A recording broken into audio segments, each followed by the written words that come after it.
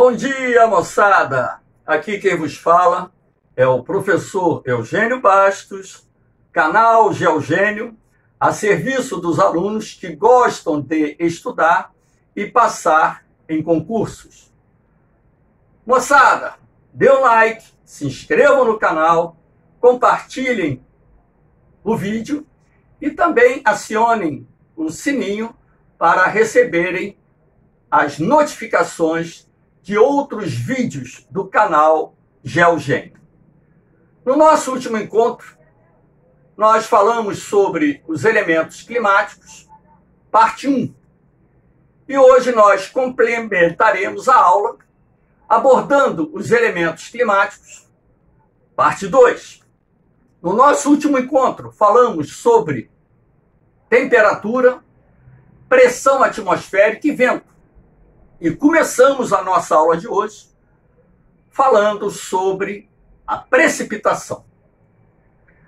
A precipitação, ela pode ocorrer diretamente através das chuvas, da precipitação de granizo e também da precipitação de neve. A chuva é o principal tipo de precipitação existente em nosso planeta. As chuvas ocorrem quando as nuvens atingem o seu ponto de saturação, que nada mais é do que a capacidade máxima que a nuvem possui para reter a água sob a forma de vapor. Então, quando uma nuvem atinge o ponto de saturação, teremos a ocorrência da precipitação. Vamos falar dos 3 tipos de chuvas conhecidas. Inicialmente abordando aqui as chuvas convectivas. Chuvas convectivas são aquelas que ocorrem em dias de muito calor, principalmente no verão. Como se forma uma chuva convectiva? Durante o dia, os raios solares aquecem a superfície do planeta e esta irradia calor para a atmosfera. O ar quente e úmido sobe, levado pelas correntes ascendentes. No início da tarde, esse ar quente e úmido, que está em ascensão, vai se encontrar com ar frio e seco, que estará exercendo um movimento descendente. O ar quente e úmido, ao se resfriar, provocará a condensação do vapor d'água, que por sua vez será responsável pela formação das nuvens. Então, no transcurso da tarde, começam a se formar nuvens chamadas cúmulos nimbus, que são as nuvens de maior crescimento existentes na nossa atmosfera. Para que vocês tenham uma ideia, a base de uma cúmulos nimbus se localiza a cerca de 800 a 1.200 metros acima do nível do mar, e o topo de uma cúmulos nimbus pode ultrapassar 11.000 metros de altitude. No meio da tarde ou no início da noite, teremos aquele temporal, aquela chuva forte, acompanhada de descargas elétricas e rajadas de vento. Essas chuvas são normalmente de curta duração. Dificilmente ultrapassam a 1 hora de duração. Todavia, são chuvas pesadas, fortes, que podem causar transtornos, escorregamento de encostas, inundações em determinados pontos das cidades, prejuízos materiais e, às vezes, até mesmo provocam a perda da vida humana. As chuvas convectivas, portanto, são chuvas típicas nos meses de verão, razão pela qual também são chamadas de chuvas de verão.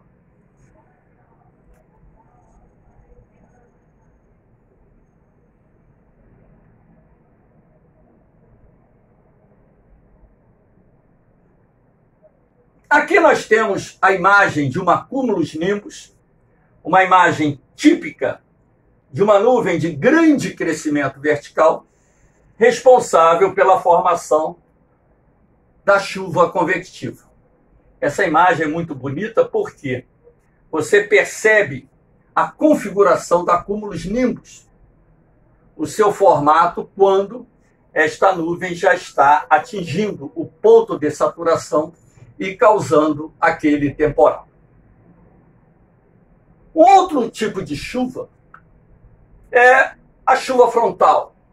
A chuva frontal é aquela que ocorre quando duas massas de ar com temperaturas diferentes, uma fria e outra quente, em deslocamento horizontal se encontram. Então, observe aqui no desenho, você tem o ar frio penetrando, o ar frio, por ser mais pesado, ele vai deslocando o ar quente e úmido para cima. Então, na medida em que o ar frio avança, esse ar quente e úmido vai subindo. Ora, na medida em que esse ar quente e úmido sobe, ele se resfria, o vapor d'água se condensa, formando as nuvens. E quando as nuvens atingem o ponto de saturação, nós teremos ali a ocorrência da chuva. Ao contrário de uma chuva convectiva, as chuvas frontais podem durar horas e às vezes até dias. Tudo isso dependendo da intensidade e da velocidade do deslocamento do sistema frontal. As chuvas frontais são mais comuns no outono e no inverno, estações do ano em que a massa polar fica mais ativa em nosso país, assim como em outros países do mundo, localizados na zona temperada, na faixa subtropical do planeta, na faixa tropical, enfim. Essas chuvas, portanto, elas são fracas a moderadas. De vez em quando, um sistema frontal causa chuvas pesadas, muito fortes, mas normalmente essas chuvas variam, daquela garoa até uma chuva de moderada intensidade. As chuvas frontais, portanto, podem se formar através do avanço de uma frente fria ou através do avanço de uma frente quente. O que caracteriza a formação de uma chuva frontal é o encontro de duas massas de ar em deslocamento horizontal com temperaturas diferentes. Então, toda vez que o noticiário informar que uma frente fria está se dirigindo para o sul do Brasil, logicamente que essa frente fria vai provocar a formação de um sistema frontal no sul do país. Aqui nós temos uma imagem de satélite, onde é possível perceber o avanço de uma frente fria no território brasileiro. Essas setas amarelas indicam o avanço da frente fria, que nesse caso atingiu até a Amazônia. Essa faixa branca é a faixa de nuvens. Na retaguarda você tem o ar polar. Aqui nós temos um outro tipo de chuva, chamada chuva orográfica ou de relevo. A chuva orográfica se forma quando uma massa de ar úmida em deslocamento horizontal se encontra com um obstáculo, que pode ser um morro, uma serra, uma cadeia de montanhas, enfim. Então eu coloquei aqui o mar e coloquei aqui do lado uma região de relevo serrano. A seta preta indica a direção do vento. Na medida em que esse ar úmido procedente do mar se aproxima da encosta, ele vai subindo. Na medida em que ele sobe, ele se resfria. O vapor d'água se condensa, formando nuvens. E quando essas nuvens atingem o ponto de saturação, nós temos a ocorrência de chuvas na encosta de Barlavento. A encosta de Barlavento é aquela receptora dos ventos. Quando essas nuvens transpõem esse obstáculo, chegam do outro lado relativamente enfraquecidas, razão pela qual, no sotavento, que é o lado oposto, chove bem menos do que no barlavento. Ou seja, o clima no sotavento será mais seco do que o clima no barlavento. Professor, essas chuvas podem acontecer no interior? Claro. Para isso, basta que exista um obstáculo do relevo, a passagem de uma massa de ar úmida em deslocamento horizontal. As chuvas de relevo não são exclusivas das áreas litorâneas que apresentam nas suas proximidades serras, montanhas, morros. Elas também podem acontecer e acontecem no interior. Aqui nós temos um outro tipo de precipitação, que é o granizo, que na verdade é representado pela precipitação de pedras de gelo. O granizo normalmente se forma em sistemas convectivos, nas nuvens chamadas cúmulos nimbus, que podem alcançar 9, 10, 11 mil metros de altitude. Então, a essa altitude, a temperatura do ar se encontra bem abaixo de zero. Então, quando as nuvens atingem o ponto de saturação, se formam as pedrinhas de gelo. Parte dessas pedras de gelo alcançarão a superfície. Aquelas menores poderão derreter no trajeto. As chuvas de granizo ou as precipitações de granizo ocorrem, na maioria dos casos, acompanhando as chuvas de convecção. Isso não quer dizer que toda chuva de convecção irá causar uma precipitação de granizo, não. Mas a precipitação de granizo normalmente está dentro de um sistema de chuva convectiva. Aqui nós temos a precipitação de neve. A precipitação de neve ocorre quando uma massa de ar polar de forte intensidade se encontra com uma massa de ar muito úmida. Então o vapor d'água vai se condensar, formando as nuvens, e como a temperatura se encontra abaixo de zero, as gotículas que formam as nuvens se congelam, se transformam em cristais de gelo, que vão se agrupando e criando os flocos de neve. Quando esses flocos de neve atingem um determinado peso, atraídos pelo campo gravitacional, eles precipitam. Olha aqui, ó, a representação da precipitação de neve. Aqui no Brasil, nós temos, em média, de 5 a 8 precipitações de neve por ano. Até mesmo porque a maior parte do território brasileiro se encontra na zona intertropical, numa área que não é comum a formação de neve. Como não temos um relevo com altitudes muito elevadas, isso também contribui para a pouca frequência de neve em nosso território.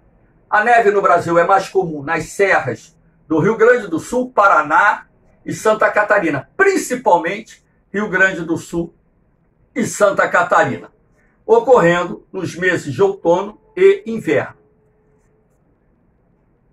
Aqui nós temos uma precipitação indireta. Por que indireta? Porque essa aí não depende da presença de nuvens no céu. A geada normalmente ocorre em noites de céu estrelado, noites muito frias, quando o orvalho ou o sereno entra em contato com uma superfície cuja temperatura se encontra no ponto de congelamento da água. Então, mesmo com o céu estrelado, o sereno, que é invisível a olho nu, ele vai se congelar aqui na superfície e no transcurso da madrugada teremos a formação de uma fina camada de gelo sobre a relva. Quando amanhece o dia, a relva está coberta de gelo, porém, assim que o sol começa a brilhar, esse gelo começa a derreter. A geada ela pode causar sérios prejuízos aos produtores rurais, dependendo, logicamente, da sua intensidade. Razão pela qual a previsão do tempo é de suma importância para aliviar os efeitos de uma geada na lavoura. Aqui nós temos a nebulosidade. A nebulosidade, ela se forma a partir da condensação do vapor d'água. Então, quando você vê um céu parcialmente nublado, assim você diz assim, o céu com pouca nebulosidade. Céu com pouca nebulosidade é céu com poucas nuvens. Céu com muita nebulosidade, céu com muitas nuvens. Portanto, a nebulosidade se forma a partir da condensação do vapor d'água, quando este se encontra com camadas de ar com temperaturas baixas. É um outro elemento do clima. Então, quando você escutar a previsão do tempo, olha, tempo bom com alguma nebulosidade, é aquele tempo bom com o céu parcialmente nublado. Ok, moçada? Então, nós encerramos aqui o nosso encontro sobre os elementos climáticos. Espero que tenham gostado da aula. Dê uma forcinha lá no canal, compartilhem o vídeo, se inscrevam no canal, dê um like, acionem o sininho e divulguem esse trabalho para os seus amigos. Canal Geogênio a serviço de quem gosta de estudar e quer passar em concursos. Valeu, moçada! Fui! Um forte abraço e um beijão no coração de todos. Daqui a pouco tem mais. Tamo juntos e misturados.